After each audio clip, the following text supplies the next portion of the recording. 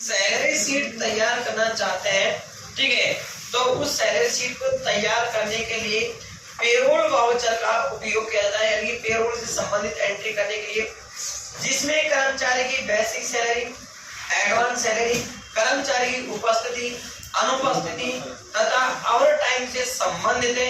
यदि आप रिकॉर्ड तैयार करना चाहते हैं तो उसके लिए हमको पेरोल जो वाउचर होता है उसका आपको उपयोग करना पड़ता है। तो पेरोल का मतलब होता है, ठीक है, किसी भी कर्मचारी की सैलरी शीट तैयार करने के लिए।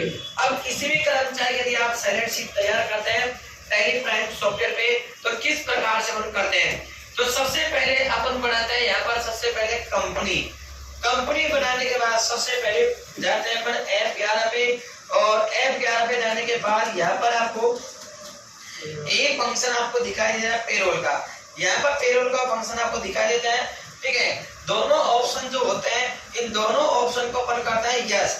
जैसे अपने इसको यस किया, जिस कंपनी के थ्रू उस कर्मचारी का रजिस्ट्रेशन किया जाता है उसकी संपूर्ण जानकारी अपने पास जो फाइल होगी उसमें से देखकर आपको भरनी होगी।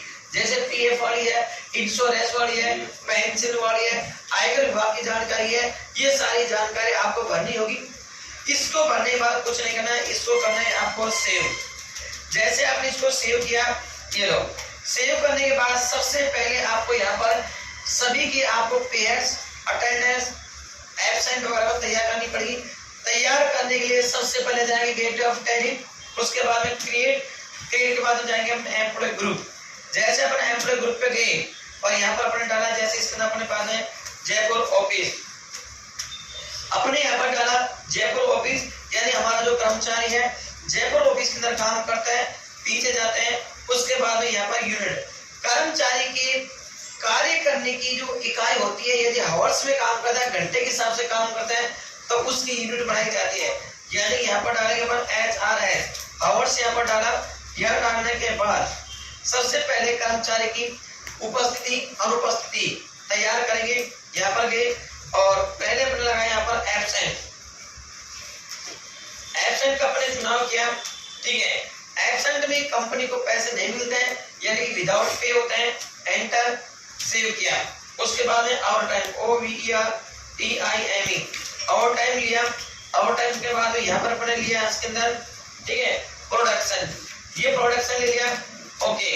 उसके बाद में प्रेजेंट, PRESENT, प्रेजेंट लिया। प्रेजेंट पे हमको सैलरी मिलती है, इसलिए लीव पे और मंथ के हिसाब से मिलती है, तो अपने पास में कर देंगे। उसके बाद यहाँ पर बन जाते हैं और सारे जितने हमारे जो पेड्स होते हैं, ये पेड्स हम तैयार करते हैं। पेड्स का मतलब ये होता है कि कर्मचारी को जो मानदेय दिए जाते हैं, उन मानदेय को तैयार करने के लिए इसी का उपयोग किया जाता है। पेड्स में बन गए यहाँ पर सबसे पहले बेसिक सैलरी, तो बेसिक सैलरी का हमने पेड्स बनाया।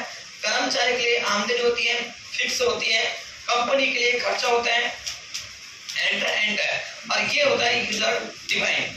उसके बाद में कर्मचारी को जो पीएफ जो मिलता है, स्टार्टिंग में कर्मचारी की सैलरी में से काट लिया जाता है, बाद में मिलता है। पीएफ का आपने चुनाव किया, पीएफ हमारा कटौती होती है, डिडक्शन होती है, करंट लायबिलिटी जो होती है, एंटर। पीएफ जो होता है, ठीक है, ये प्रतिशत के अनुसार होता है। तो कंप्यूटर पर यहाँ पर कंप्यूटर वैल्यू इसके अंदर चुनाव करिए, एंटर, इससे फॉर्मूला लेंगे, ठीक है, और यहाँ पर परसेंट के हिसाब से 8% हम इसका पीएफ काटते हैं। उसके बाद में कर्मचारी को यदि रहने के लिए मकान दिया जाता है, ठीक है, जिसको हाउस रेंट अलाउंस के नाम से जानते हैं, तो HRA, हाउस रेंट अलाउंस लिया। कर्मचारी की आमदनी होगी, ठीक है, फिक्स होता है या वेरिएबल होता है, ले सकते हैं। कंपनी के लिए खर्चा हो गया, एंटर। उसके बाद में HRA जो होता है, ठीक है, ये हमारा फ्लैट रेट होती है, सभी को समान मिलता है, इसलिए फ्लैट रेट का चुनाव करेंगे, मंथ के हिसाब से मिलता है। एंटर करके इसको करते हैं सेव। उसके बाद में यदि कैंटीन का जो खर्चा होता है, कैंटीन का अपन यहाँ से लिया। जलपान का जो पैसा जो होता है कर्मचारी की सैलरी में से काट लिया जाता है, और सैलरी में से काटने के बाद यदि उसी कर्मचारी के उसी कंपनी में खर्चा करता है, तो कंपनी उस कर्मचारी से पैसे कमाती है जो कंपनी के लिए एक प्रकार से संपत्ति होती है। संपत्ति होती है, यह फ्लैट रेट पे होती है, फिक्स होती है सभी के, और मंथ के हिसाब से चलती है। उसके बाद में कर्मचारी की जो एब्सेंट होता है, अनुपस्थिति होती है, उसका पीरियड्स बनाएंगे। एब्सेंट अपन लेते हैं यहाँ पर, ठीक है।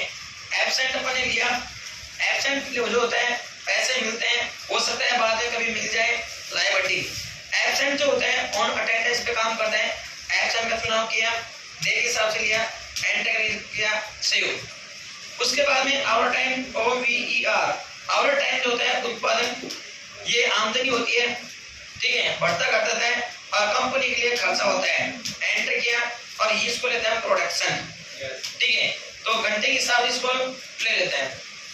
उसके बाद में लास्ट एंड फाइनल सभी मानदेय के पेयर्स बनाने के बाद एक सैलरी स्लिप के नाम से या पे स्लिप के नाम से बनाते हैं। यहाँ पर अपन लिया पे स्लिप लिया, ठीक है, जिसको अपन नॉट एप्लीकेबल चुनाव करते हैं, और जिसको अपन करंट लायबिलिटीज के नाम से जानते हैं।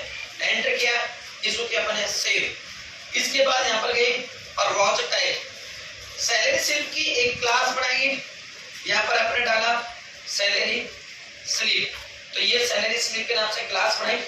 यहाँ पर पेरोल का चुनाव किया, एंटर किया, और इसको अपन यहाँ पर लिखा सैलरी स्लिप, तो ये सैलरी स्लिप लिया, एंटर, एंड और पे स्लिप अपने चुनाव किया। इसको करते हैं अपन सेव। पीछे जाने के बाद यहाँ पर अपन गए, अटेंडेंस लिया, और यहाँ से अपने पास में एम्प्लॉय, कर्मचारी को जो आमदनी प्राप्त होती है उसका चुनाव करेंगे। जिस कर्मचारी को आमदनी